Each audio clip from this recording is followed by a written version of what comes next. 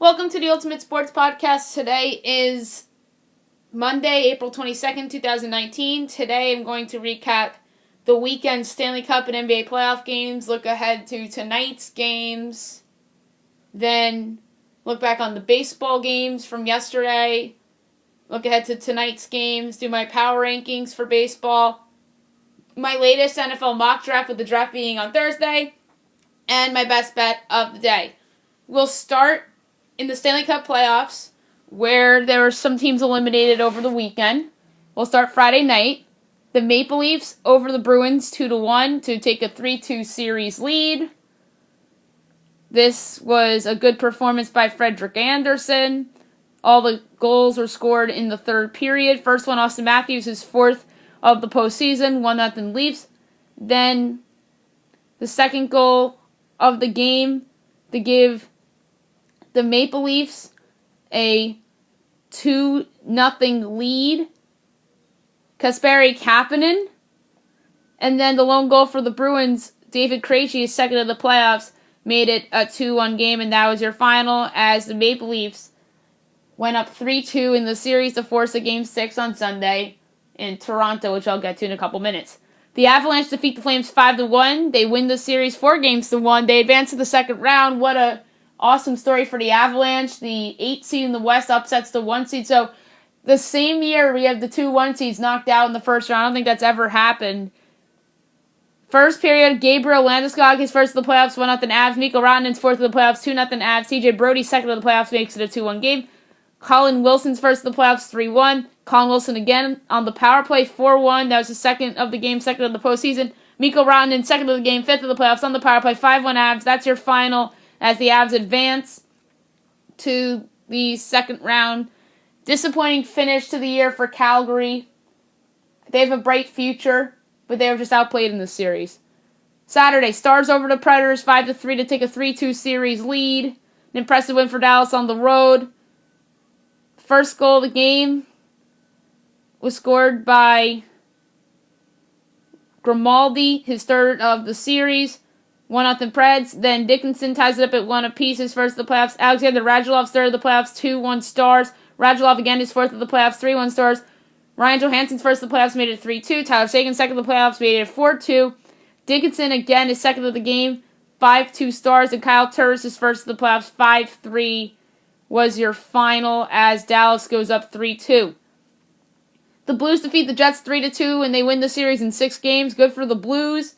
They were the better team in the series, and this was the first team in the series to win a home game. Jaden Schwartz scored the first 3 goals of this game. One the first, one the second, one in the third.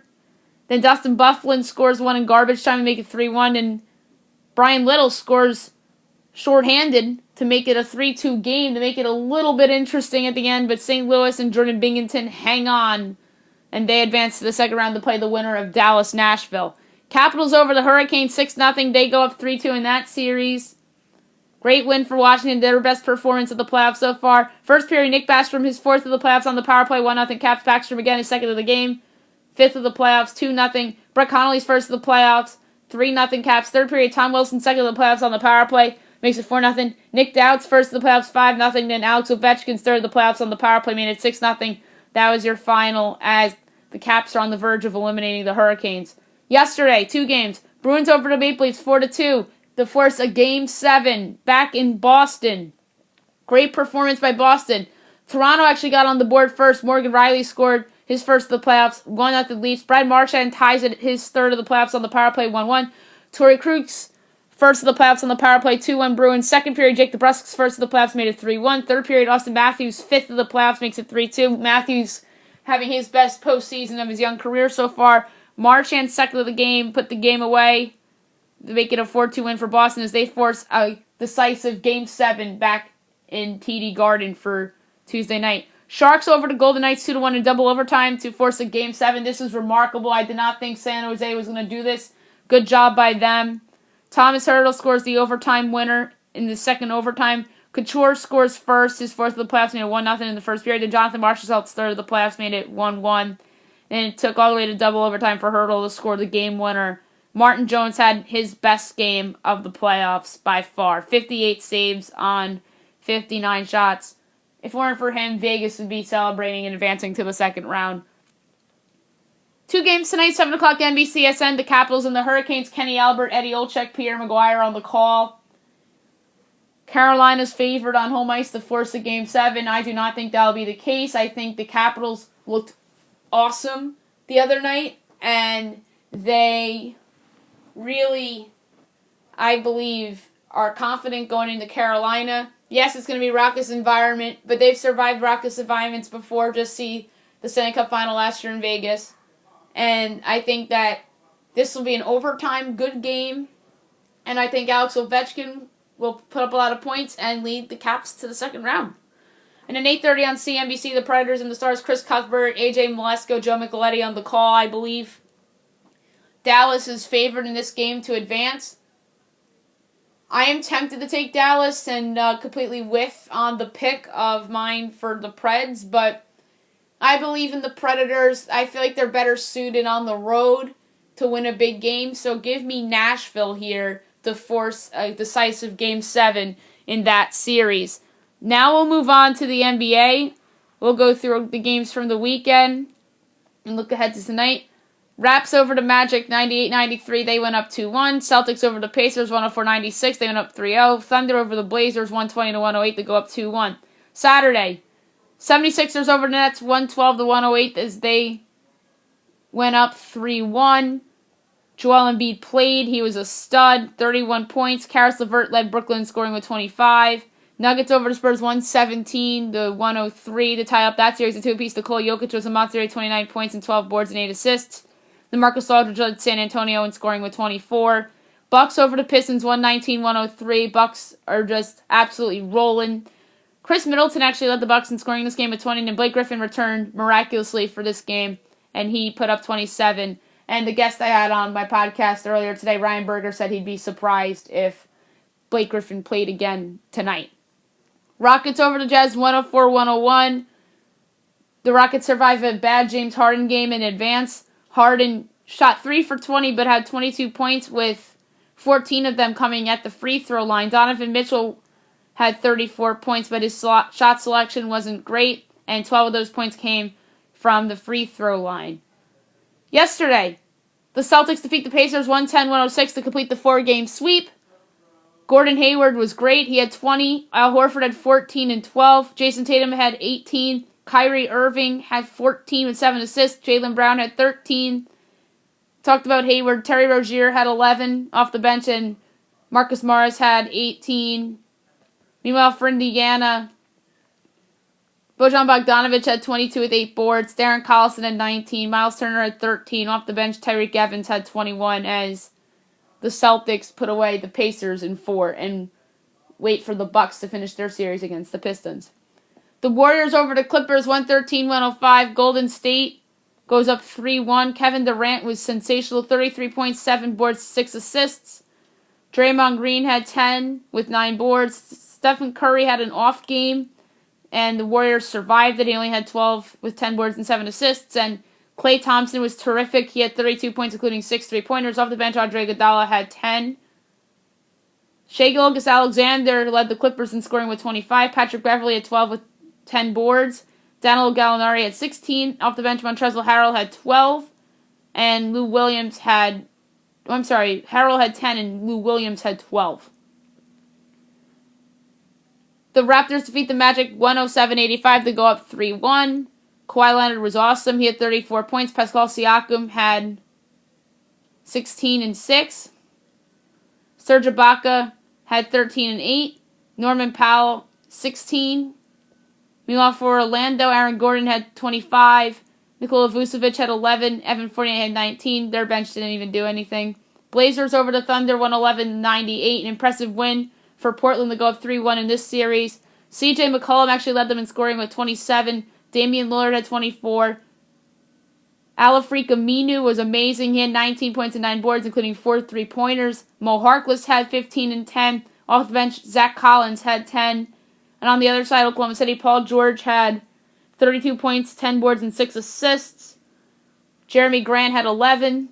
Russell Westbrook had 14 with 9 boards and 7 assists. And off the bench, Dennis Schroeder had 17 Very disheartening loss for the Thunder.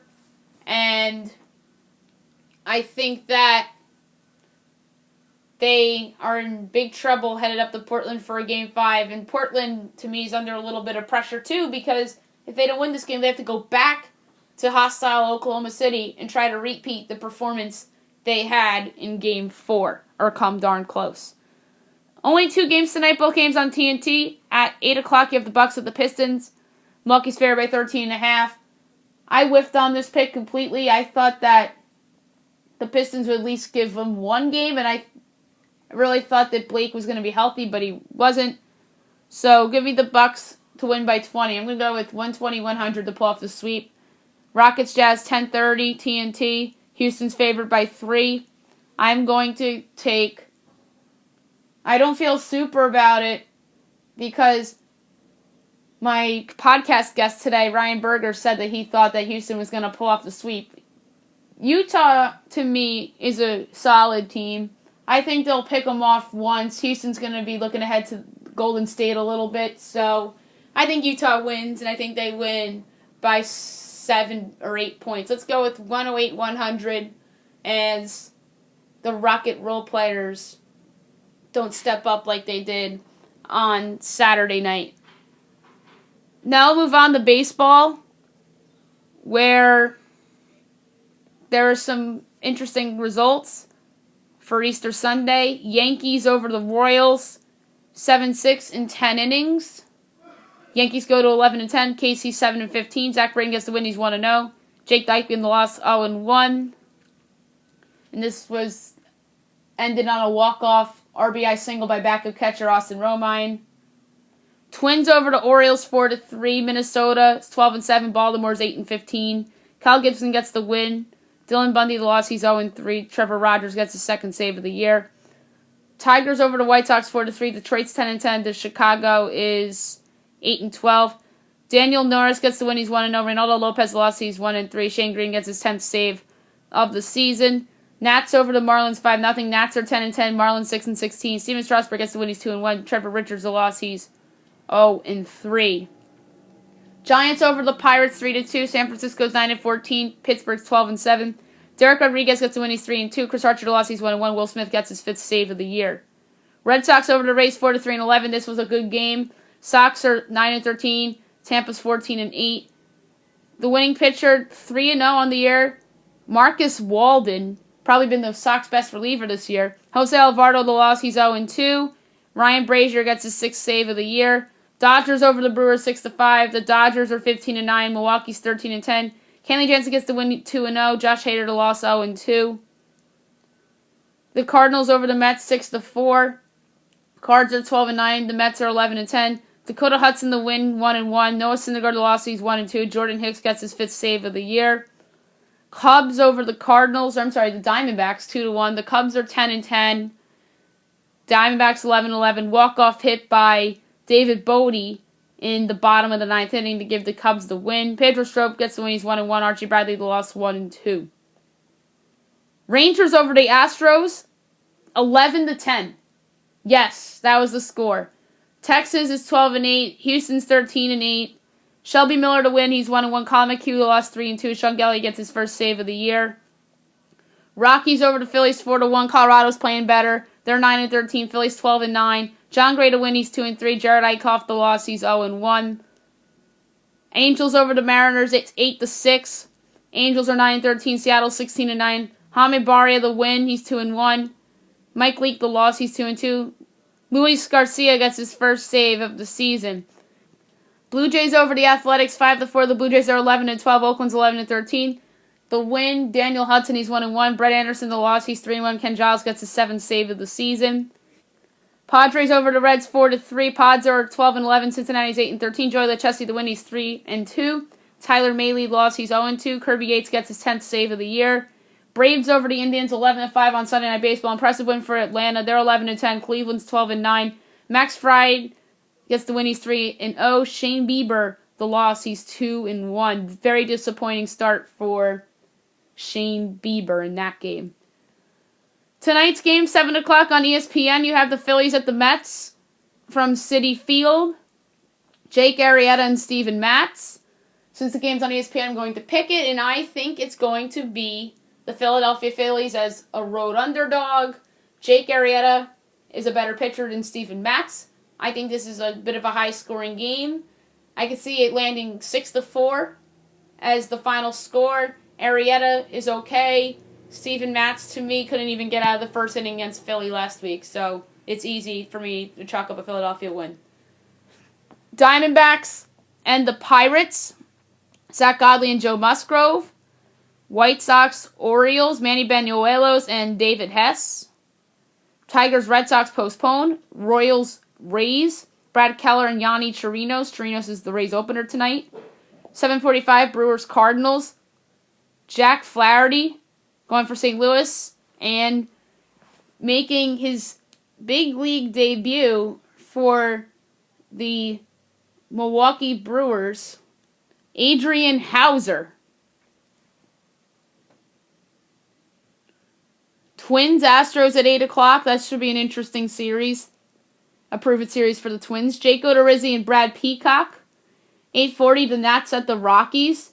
Jeremy Hellickson and Tyler Anderson. We'll see if the Rockies continue their little turnaround. You have, at 10 o'clock, the Rangers at the Athletics. Mike Minor and Chris Bassett. And, last but not least, you have the Yankees and the Angels. Jay Happ and Matt Harvey. Now I'm going to do my baseball power rankings. I'm going to go from 30 to 1 as I do each and every time. Then I'll do a little discussion on things that stand out with every team. Number 30 is the Miami Marlins. They're the worst team in the league right now. They're not good offensively. Lewis Brinson has not developed into the player they thought he was going to be. That Christian Yelich trade is looking like a major L for them, the way that Yelich is hitting the ball. We'll get to the Brewers in a little bit. 29 is the Kansas City Royals. After winning their first game in Yankee Stadium, they proceeded to lose their next 3. Them and the Orioles will be battling it out for the worst record in the American League this year. The Orioles are 28. They're starting to look like every bit the team that we thought they were going to be after getting smashed by the Twins the other day. 27 is the Detroit Tigers. Yes, they won the other day, but I'm not sold on them. 26 is the Chicago White Sox. They've showed some promise. They went 2 out of 3 in Yankee Stadium, and then they won a couple games after that, although yesterday's loss wasn't great. 25 is the Cincinnati Reds, playing a little better after the slow start. Maybe that Derek Dietrich brawl in Pittsburgh kind of fired that team up a little bit. 24, the San Francisco Giants, overachieving a little bit. They have the Yankees coming into town this weekend. Maybe they take advantage of their injuries and whatnot.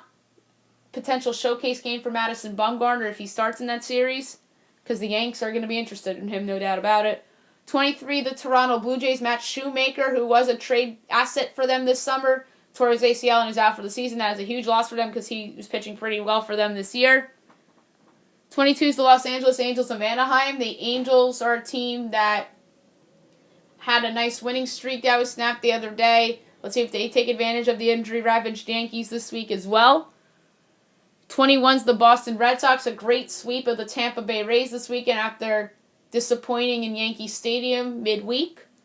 20 is the Oakland Athletics. They're sub 500, but they're a team that I think is pretty solid. 19 is the Texas Rangers. To me, are the biggest overachievers of the season so far. Their pitching has been much better than I anticipated, although I think that's going to come back and bite them eventually. 18 is Arizona Diamondbacks. That was a nice sweep in Atlanta against the Braves. See how they follow that up. 17 is the San Diego Padres, struggling a little bit of late after that good start. 16 is Seattle Mariners, same thing, struggling a little bit after that great start. 15, the Colorado Rockies. Yes, they're 9-13, but they're playing a lot better. Their pitching's been a lot better, especially John Gray. 14, Minnesota Twins. They're 12-7, which you'll take if you're a Twins fan. And we'll see how they do in Houston this week against the best team in the league in the Astros. 13, the New York Mets. They are dealing with some injuries right now. Jacob deGrom's hurt. That's a problem. And the Mets obviously can't afford to lose him for long, or else they're in trouble. 12 is the Atlanta Braves. That was a very impressive win against the Indians on Sunday Night Baseball after a disappointing series against the Diamondbacks at home. Number 11 is the Pittsburgh Pirates. They've been overachieving so far. They're in first in the Central right now, and I'm not sure if it's going to last because I think They're offensively challenged. 10 is the Milwaukee Brewers. Christian Yelich has been the best player in baseball this year. No doubt about it. He's definitely the favorite to repeat as National League MVP. But I just think the Brewers need better pitching. 9, the Washington Nationals. They've been playing a lot better of late. 8, the Chicago Cubs. Same thing. They've been playing better of late. Both those teams starting pitching have been better. 7 is the St. Louis Cardinals. They're 6-4 in the last 10. They're a team that's been playing a little better. 6, the Tampa Bay Rays. They dropped because they were swept against the Red Sox. 5, the New York Yankees. They probably should be lower because of all the injuries they have. But they're 11-10, and they had a better weekend than the Rays, and they certainly are a team that couldn't afford to lose Aaron Judge, and they did. And he's going to be out probably until July, considering how poorly the Yankees have evaluated injuries dating back to last year. But that's a devastating blow for them, in my opinion. I don't think the returns of Sanchez and Stanton will be as... They'll be fine, but losing Judge, to me, you couldn't afford to lose Aaron Judge. That's like the Angels losing Mike Trout, the Red Sox losing Mookie Betts type of a situation. They just couldn't afford to lose him. And similar to the Mets with DeGrom, they just couldn't afford to lose Jacob DeGrom. 4, Philadelphia Phillies.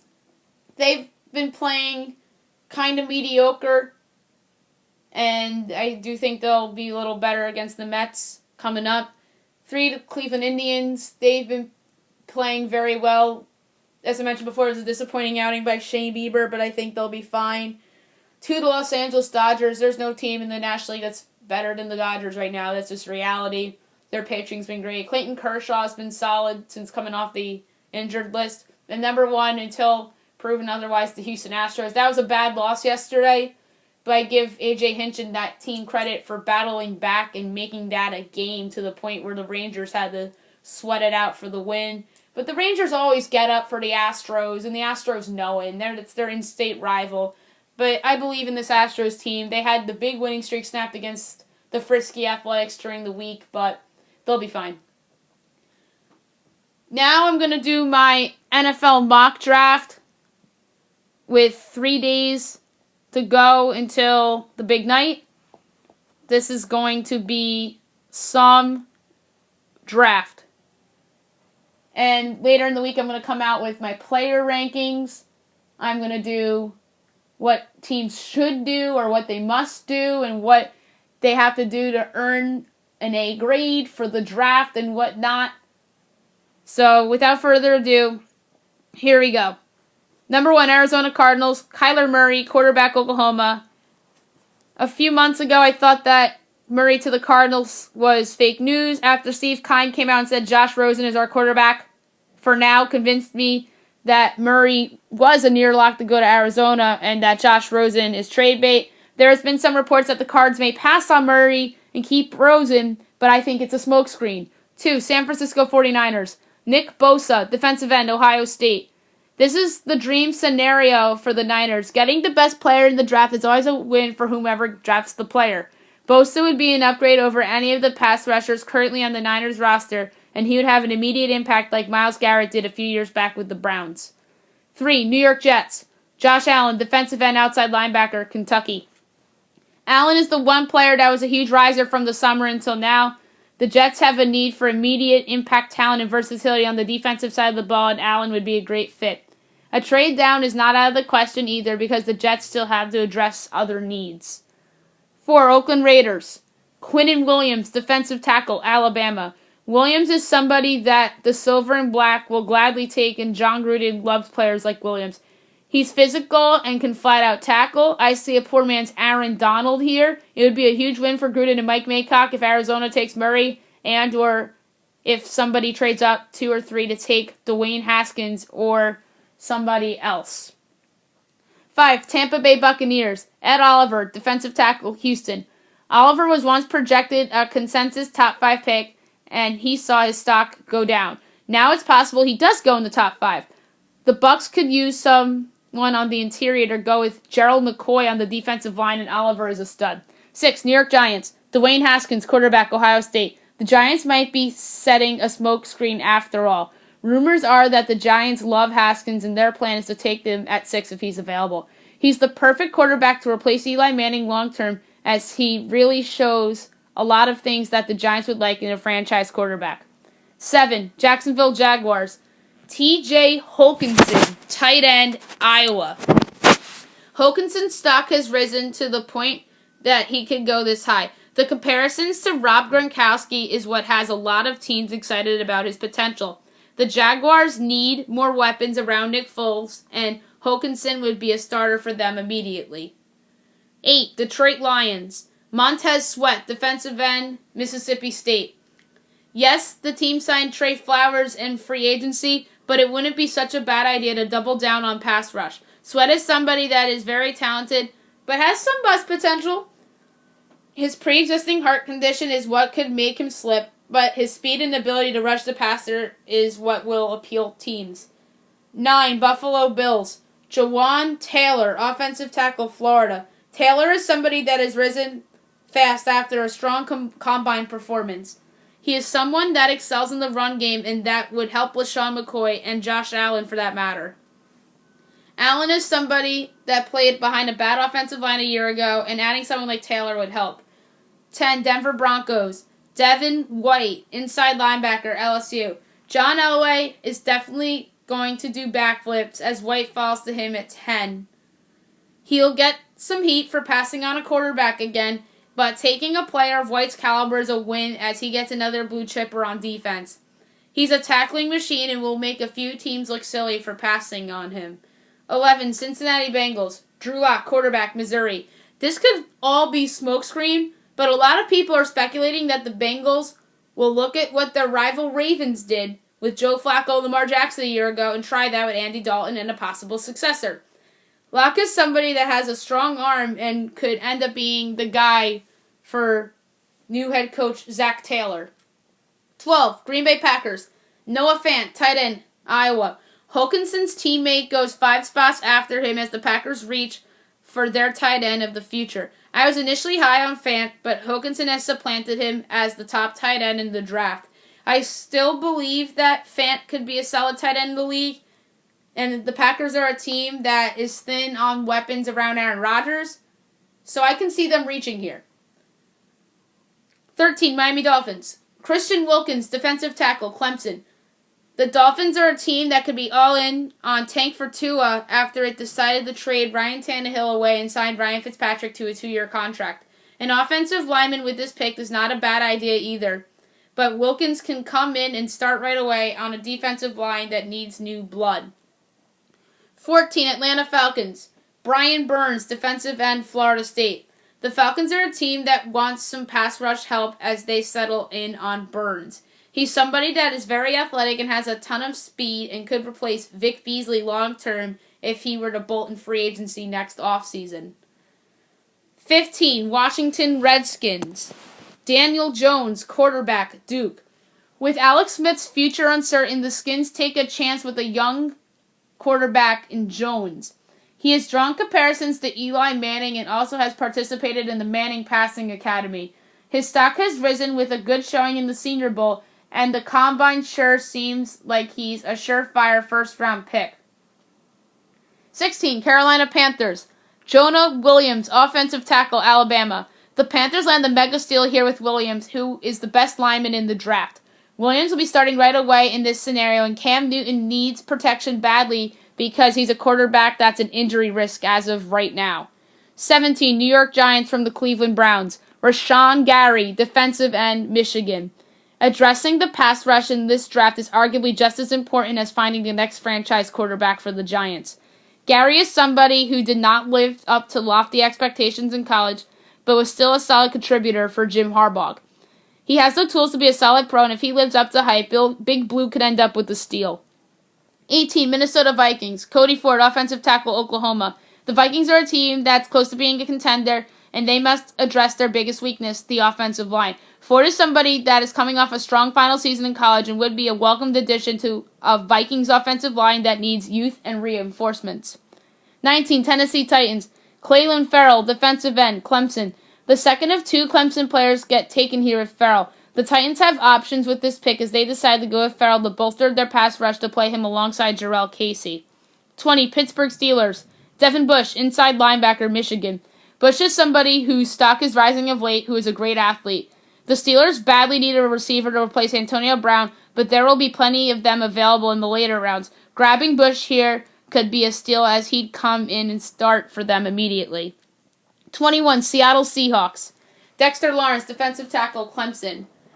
Here's the third of the 3 Clemson players that are expected to go in the first round.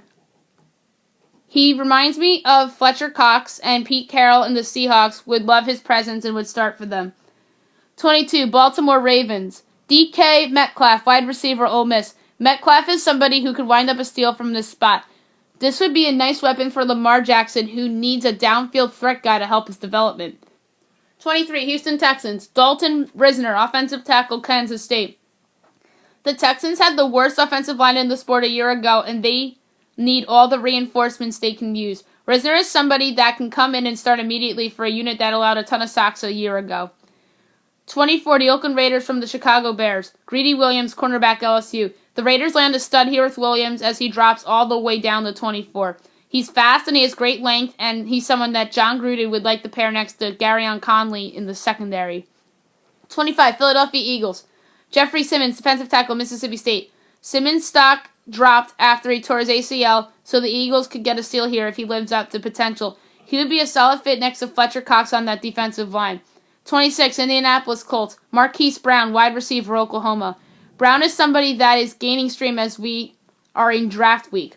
The Colts reach for a receiver to bolster its depth outside of T.Y. Hilton and the overpaid Devin Funchess rather than adding a pass rusher. 27. Oakland Raiders from the Dallas Cowboys. Josh Jacobs, running back, Alabama. The Raiders used their third first-rounder for a position of need with Marshawn Lynch and Doug Martin not being long-term solutions. Jacobs is the best running back in the draft, and I can see Maycock and Gruden taking him here. 28. Los Angeles Chargers. Jerry Tillery, defensive tackle, Notre Dame. The Chargers' defensive front was exposed in their playoff defeat against the Patriots, and bolstering their interior would be wise. Tillery is somebody who would be a good fit alongside Joey Bosa on the pass rush. 29. Kansas City Chiefs. DeAndre Baker, cornerback, Georgia. Baker is one of the more underrated corners in the draft. The Chiefs need secondary help more than any of the Super Bowl contenders, and Baker can come in and start immediately. 30. Green Bay Packers from the New Orleans Saints.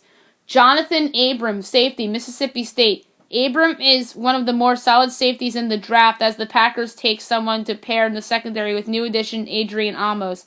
He's somebody that's a great playmaker, and it would be wise for them to go defense instead of offense, assuming they go offense at 12. 31. Los Angeles Rams.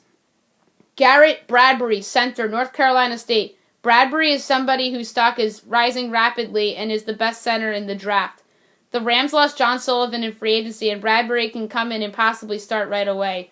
32. New England Patriots. A.J. Brown, wide receiver, Ole Miss. Brown is one of the more underrated wideouts in the draft, as he was overshadowed in college by DK Metcalf. The Patriots are a team that needs more youth in terms of skill position, and Brown would put up numbers with Tom Brady throwing to him. That's it for my mock draft, and now my best bet of the day, brought to you by FanDuel. I have options for tonight. There's some baseball games that are lopsided in terms of pitching matchups, and there are playoff games that are mismatches too. I'm going to go with the Milwaukee Bucks. Hockey, I am going to avoid. Baseball, we'll go with the Pirates. We'll go with Tampa Bay. I love the Phillies tonight against the Mets. St. Louis, I love going up against the rookie and Hauser. I'll take the Astros against the Twins. I'm probably going to regret this one, but it's always smart to bet against an East Coast team in their first game of a West Coast trip, and that's what the New York Yankees are enduring, especially with all those injuries. I'm going to go with the Angels of Anaheim, even though that's a pick'em. But the run line suggests that the Yankees are the favorite, but I'm going to go against it and take the Angels, and then I'm going to go with the Oakland Athletics. That's 8 teams. 45-1, just a shade over that. I'm betting $1. Payout $46.04. that's it for the podcast today. I'll be back tomorrow recapping all the playoff games from both sports and baseball as well. I'll have another NFL mock draft tomorrow. I'll have more guests on throughout the week. Ryan Berger's podcast will be coming out tonight as well after I recorded that. And I hope you guys have a great day, everybody.